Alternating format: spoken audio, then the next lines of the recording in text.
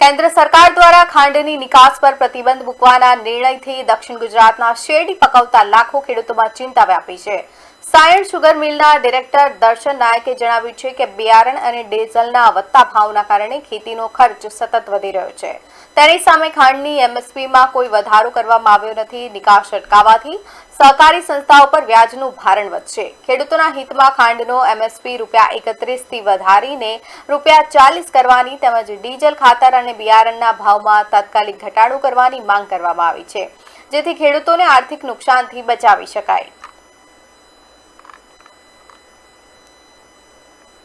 જે રીતે ખાતરમાં પણ દિવસે દિવસે ભાવ વધારો છે અને એમએસપી ની જે વર્ષો જૂની ખેડૂતોની માંગણી છે એ ₹40 કરવામાં આવે તો આવનારા દિવસોમાં શેરડીનું ઉત્પાદન કરવા માટે ખેડૂત પ્રેરાશે, નહીં તો આવનારા દિવસોમાં ખાણ ઉદ્યોગ સંઘ મોટા સંકટમાં આ પરિસ્થિતિને કારણે ઉભેલો છે।